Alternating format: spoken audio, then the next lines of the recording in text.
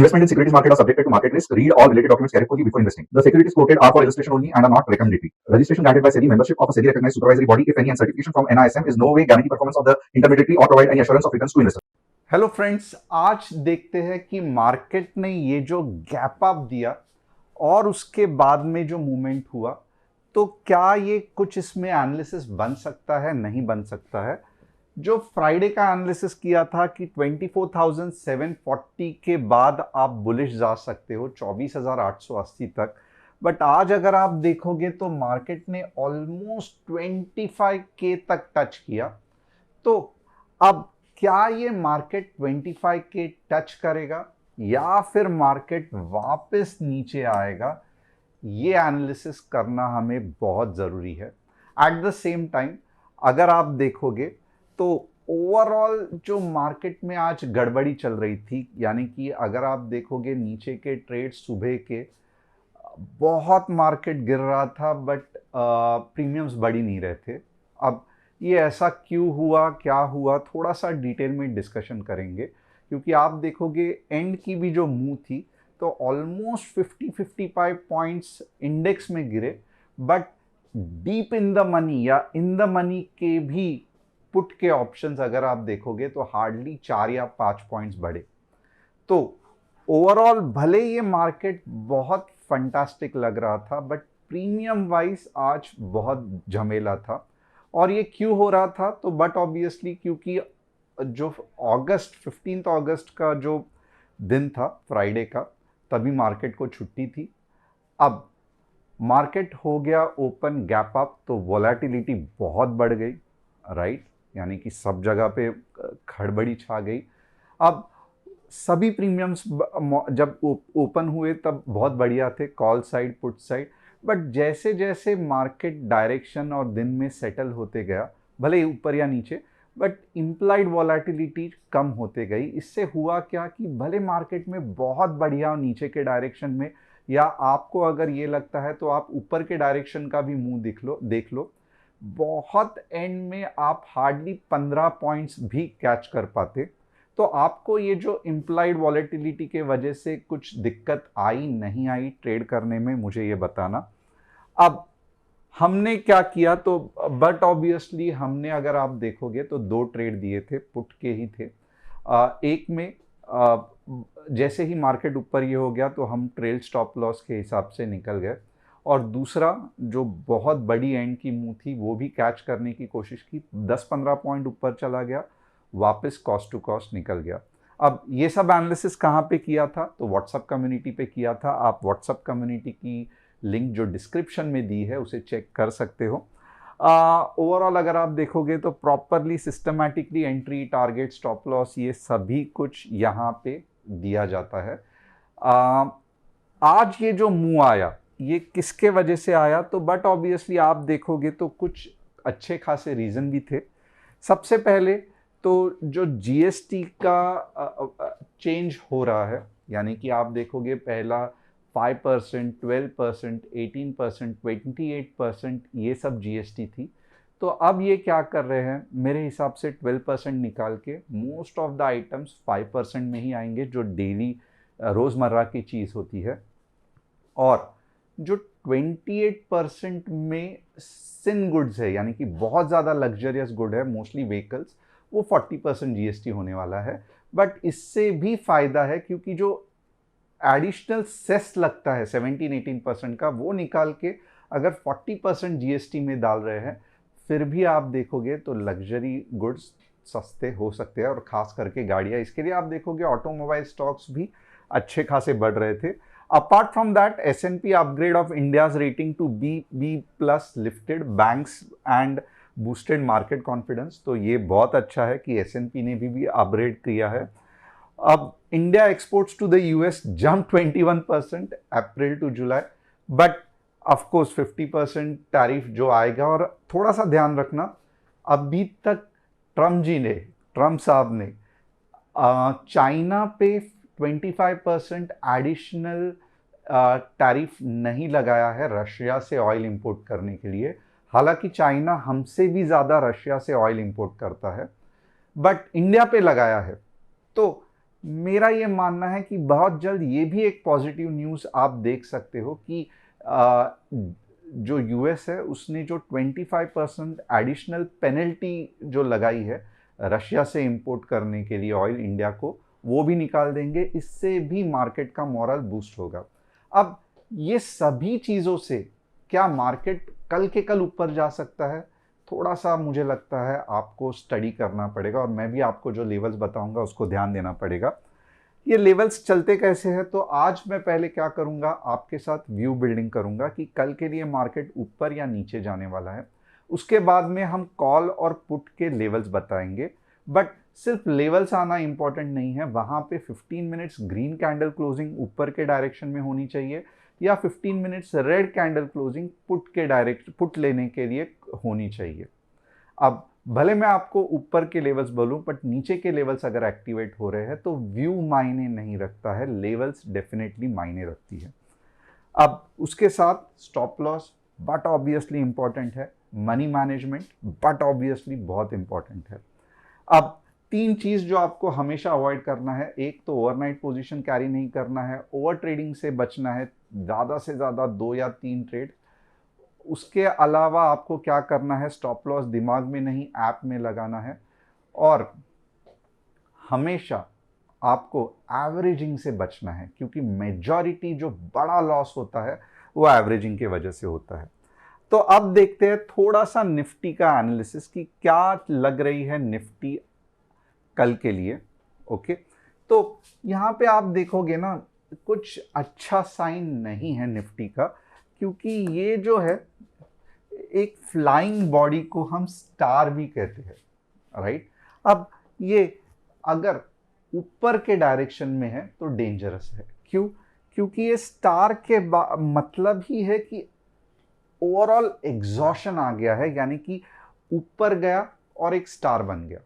तो ये अच्छा नहीं है। इसका मतलब ये नहीं है कि मार्केट पूरा वापस नीचे जाएगा, इसका मतलब ये है कि स्टार का जो फॉलो ऑन रहेगा वो किधर तो भी नीचे नीचे टूवर्ड्स नियरेस्ट सपोर्ट मार्केट लेके फिर ऊपर जाने की कोशिश आराम से करेगा।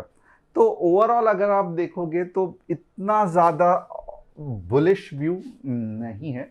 और आपको भी मालूम है, क्योंकि मैंने हमेशा बार बार डेली चार्ट और वीकली चार्ट में कहा है कि 25,200 एक अच्छा खासा रेजिस्टेंस है, जहां पे मार्केट को रुकने की थोड़ी सी कोशिश करेगा। उस बट जिस तरीके से ये फ्लाइंग बॉडी बनी है, स्टार बना है, थोड़ा सा दिक्कत है। तो ओवरऑल व्यू क्या है? तो ओवरऑल व्यू है कि अगर स्टार को ठीक तरीके से देखो तो लेवल्स अगर आवरली में मैं जो बताने वाला हूं आगे जाके, अगर वो अचीव हो गए तो ये नीचे जाएगा, और ये अच्छा खासा नीचे जाएगा। और ऊपर के अगर आवरली चार्ट्स में लेवल ये हो गए तो जो टारगेट है 25,200 वो आ सकता है। बट आवरली इस बार हम देखेंगे, 15 मिनट्स नहीं देखेंगे, थोड़ा सा ध्यान रखना। 15 मिनट्स के भी लेवल्स देखेंगे बट थोड़ी देर बाद देखेंगे। तो आवरली में हम चेक करेंगे क्या चल रहा है। अब आवरली में अगर आप देखोगे तो दो लेवल्स है, 25,100 और बट ऑब्वियसली 25,200। और यहां पे अगर आप सपोर्ट ढूंढने की कोशिश करोगे ना तो बिल्कुल भी नहीं मिलेगा, ओवरऑल पूरा मेसी है, राइट। तो यहां पे फिर भी अगर हम खींच खींच के सपोर्ट पकड़ेंगे तो दो तरीके के सपोर्ट होते हैं, एक 24,750 का और दूसरा 24,600 का। अब नीचे के ट्रेड आपको कब लेने हैं? नीचे के ट्रेड आपको, बट ऑब्वियसली यहां पे तो मैं बोलूंगा 15 मिनट भी नहीं, एटलीस्ट अगर आप आवरली क्लोजिंग का इंतजार करोगे तो सबसे बढ़िया होगा। आवरली अगर 24,850 के नीचे क्लोज होता है आवरली अगर 24,850 के नीचे क्लोज होता है तो ही आपको नीचे का ट्रेड लेना है, क्योंकि जिस तरीके से मार्केट आज गिरने के लिए दिक्कत दे रहा था, तो मुझे लगता है ये जो गैप है ये भरना ज़रूर है, बट ये एक्सपायरी में भी मार्केट धोखा देके भर सकता है। तो अगर आपको सेफ तरीके से ये इतना बड़ा मूव कैप्चर करना है तो आपका गोल्डन फिगर क्या रहेगा? 24,850 का। उसके पहले मैं कहूँगा आप रिस्क मत लेना। अब हम जाके 15 मिनट्स में देखेंगे कि कौन सा ट्रेड हमारा बन सकता है। तो हमारा 15 मिनट्स में ट्रेड कौन सा है? तो बट ऑब्वियसली हम पुट के बारे में 24,850 15 मिनट्स ग्रीन कैंडल क्लोजिंग कहाँ तक लेके जाएगा? तो यहाँ पे अगर आप देखोगे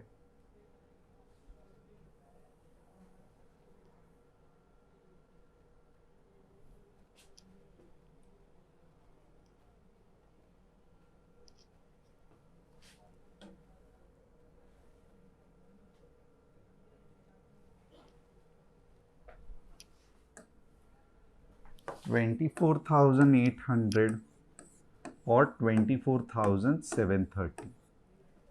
और अगर हम ऊपर के लेवल्स ढूंढने की कोशिश करें तो ऊपर अगर आप देखोगे तो सिर्फ और सिर्फ आपको एक ही लेवल्स दिखाई देंगे, वो है 24,960। 24,960 15 मिनट्स, यहाँ पे रेड कैंडल, यहाँ पे ग्रीन कैंडल। तो ये थोड़ा सा ध्यान रखना, रेड कैंडल पुट के लिए है ये, और ये जो है ये कॉल के लिए है। तो 24,960 15 मिनट्स ग्रीन कैंडल क्लोजिंग, आपका पहला टारगेट क्या रहेगा? बट ऑब्वियसली 25 के, और दूसरा टारगेट क्या रहेगा? 25,100। तो ये हो गए एनालिसिस। और इसके बीच में अगर आप ट्रेड करोगे तो क्या होगा? नो ट्रेड जोन में फंस जाओगे। एंड होपफुली मुझे लगता है कल जब मार्केट ओपन होगा तो आईवीज जो है, वोलेटिलिटी या इम्प्लाइड वोलेटिलिटीज जो है वो सेटल हुआ रहेगा, यानी कि जितना कम प्रीमियम गिरना है वो सब खत्म हुआ रहेगा।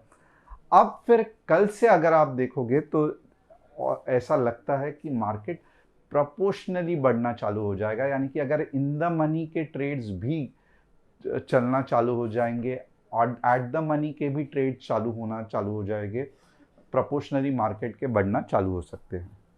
तो ये रहा निफ्टी का एनालिसिस। अब थोड़ा सा हम बैंक निफ्टी का एनालिसिस देखेंगे।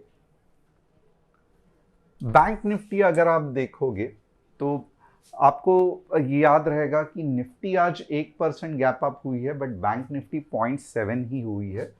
तो बैंक निफ्टी के अगर हम सेफ लेवल्स बताएंगे तो कौन सा रहेगा?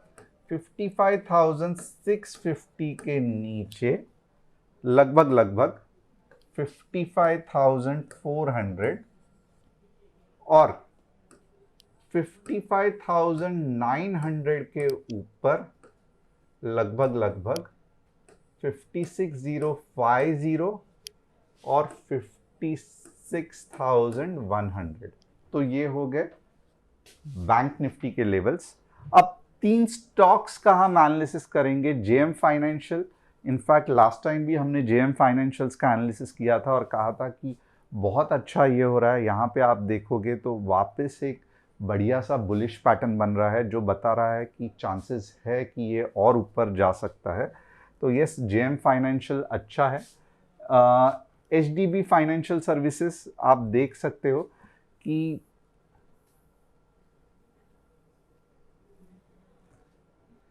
ये रहा वीकली चार्ट, ओके।